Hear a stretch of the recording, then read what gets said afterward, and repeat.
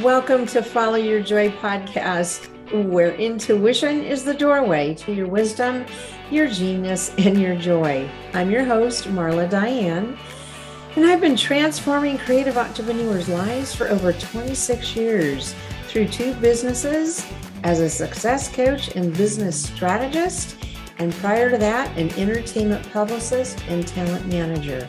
It's time to make joy your inner GPS for life and business decisions, rather than lean on your logic and your reason first. You'll not only be following what is most authentic to you and for you, but you will live the beautiful life meant just for you. You'll come to learn that following your joy is a life and a business strategy. So listen in for inspiring entrepreneurial stories and solo casts that illuminate. Listening to your intuition is certainly the doorway to your wisdom, your genius, and your joy. Not sure how to access, use, or trust your intuition? Join me in the conversation to find out how. Welcome back to episode 2 of Follow Your Joy podcast, where intuition is the doorway to your wisdom, your genius, and your joy. And I'm your host, Marla Diane. So following my joy and intuition has been a guiding light throughout my entire adult life. It's been a pattern, but I did not recognize that until 2 years ago. So think about this. If you're not following your joy, tuning into what lights you up, then what are you following as a default? Your logic, your reason, practicality? It's kind of an unconscious thing that we do, right? No fault of anybody's, but this is the whole reason I'm talking about this, is to bring your attention to something new. So joy is the metric that will lead you to a fulfilling life. And I mean, not just success, but a heart-filled, integrity-driven life that is based on what brings you joy, right? Rather than tolerate what you think you should be doing. Well, I know, right in that sentence, that is a mouthful. It could be a whole conversation in itself. But following your joy is a life and a business strategy. And I go into a lot of details in episode 1. So take a listen to that. Yeah. So today I'm talking to you about one of my favorite topics because it's so life-changing, especially for the woman creative entrepreneur. And men, by the way, you absolutely can benefit from this too. When you put it into practice and commit to living by these principles, you will definitely create a new normal that supports your joy, right? So by learning to operate in what I call, and here's the key, what I call the masterful blend of the masculine and feminine. Now, there's no gender reference here. It's just a principle, okay? So as you work your business in this principle, the balance of both masculine and feminine, I'll get to the details in a moment, you will have less and less burnout and more creativity, joy, and flow. As a result, you operate in dignity mode and self-care versus pushing and driving it hard to make the results happen. Does that sound familiar? A story for you in a moment.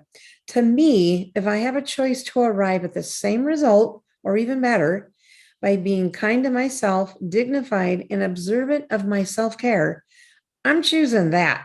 What about you? Who says we have to make it challenging and hard to create money or some sort of result?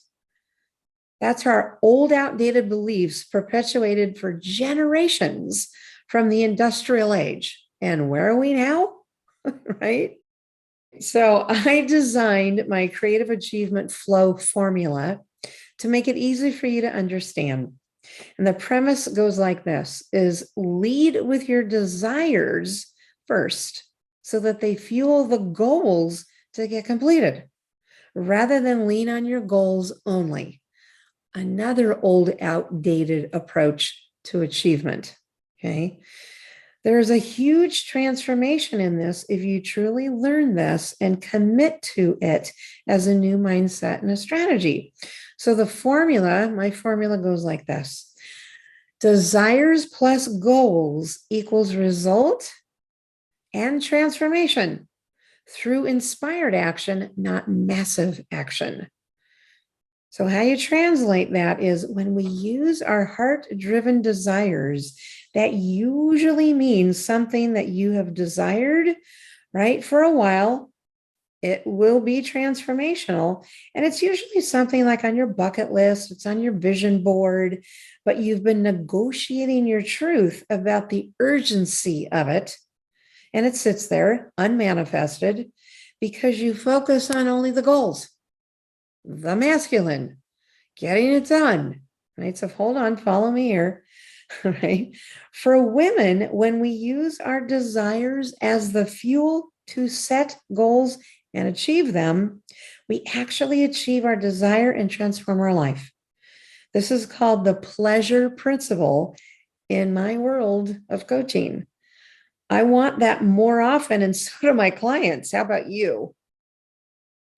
So listen here, is our desires are meant for us only, and they're meant to transform us. They're that powerful. When we neglect or dismiss our desires, we are preventing living out our best life. So here's how my story plays out.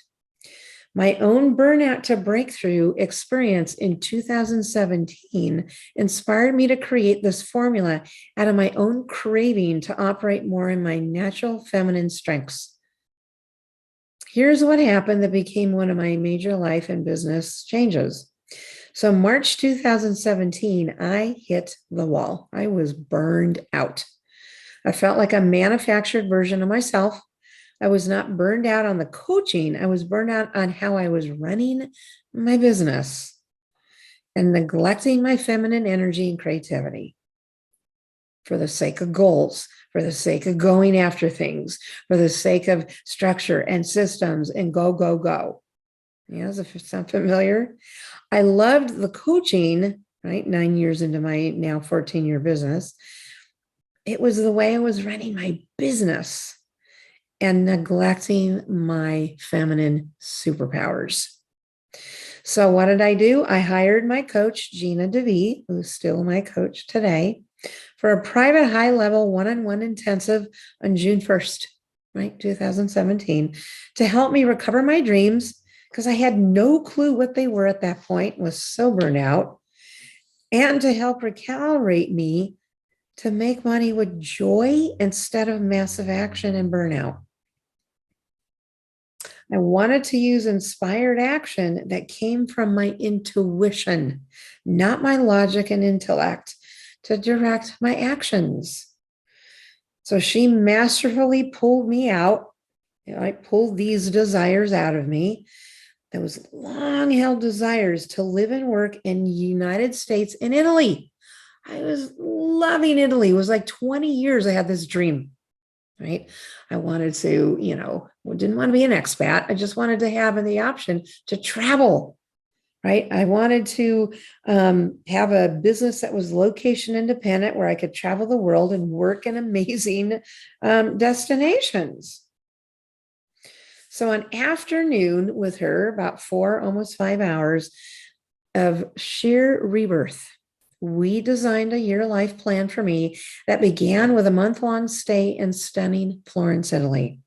So 45 days later, after that session, I took off for Rome and Florence and changed everything about me from the inside out, and came home a month later to redesign my business to only do what brought me joy while serving my clients, right, with my love of transformation and being lucratively rewarded for that. Imagine that. I can actually enjoy making money, doing what I love without the strife, without the strife, right? And the constant burnout.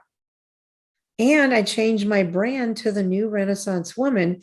I had had a photo shoot while in Florence that was planned, prior to going, and that became my new brand. all of it. My life changed, my business changed. My desire to live and work in Italy fueled the goals. And this is how this formula works, right? Is my desire to live and work in Italy fueled the goals to offer clients programs that serve their needs and generated revenues, right? There's a goal for me to then afford my trip to Italy. So you see the desire there and the goals. Okay. This is how I achieve the goals along the way to manifesting my desire. All right. So without the desire in the equation, here's the kicker. We burn out from sheer will. And we're ignoring what? The fun, the play, the adventure, the intuition. I'm going to go into a little more detail here in a second. Have a consciousness of knowing what is masculine energy and what's feminine energy. So here's some definitions for you.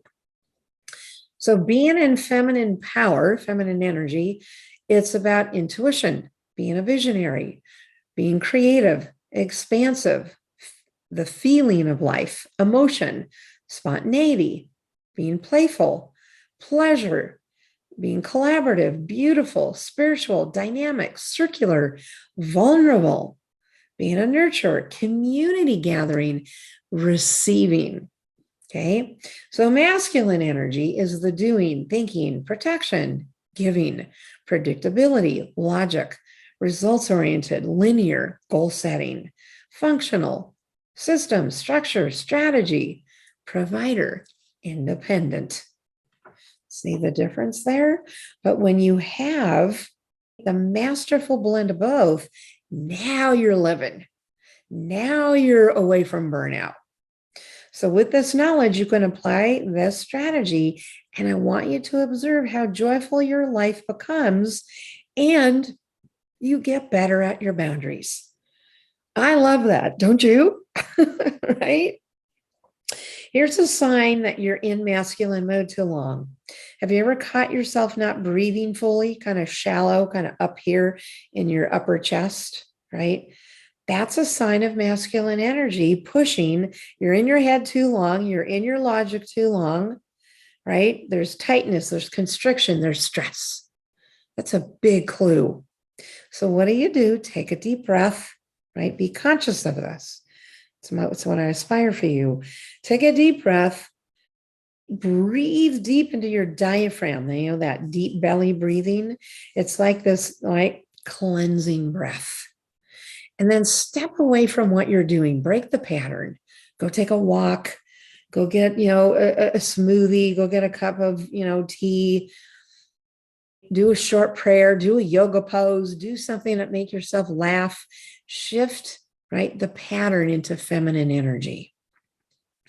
And then when you feel you're ready, resume back to your project, but give yourself a time limit to stop. And the real key to using your feminine more often is asking your intuition for guidance on any important question you have as you're working. Yeah. Look, self-care along the way to your goal and result is inspired action. No more pushing through it, okay? I have a hard and fast rule. If it's been too hard and challenging for too long and not creating results in a reasonable amount of time, I stop and change what I'm doing and the way that I am going to get the result. So truly, if it's not joyful, I don't do it. Now, I'm not saying don't have a good, solid work ethic. I'm saying take care of yourself along the way to achievement rather than operate in this masculine, massive action mode that says, I'll go play and enjoy myself after I get this done. Is that when you can achieve what you want without all the pushing and making the stuff happen. Okay. So lean back, ladies, be in receiving mode, partner with universal energy, right? Be a vibrational match to your desire as you take actions. Pay attention to how you feel. Is it of optimism and faith and trust and gratitude, or is it a lot of resentment, frustration, and maybe lack? So do this to start the process and begin writing down daily what brings you the most joy at work and in your personal life, and a list of those long-held desires that you can now achieve and stay focused. How about that? Okay, everyone. I think that's it. I will talk to you next episode. I'd love to hear how things are going for you with this. Take care. Bye-bye. Wasn't that an inspiring conversation? Hey, thanks for listening in.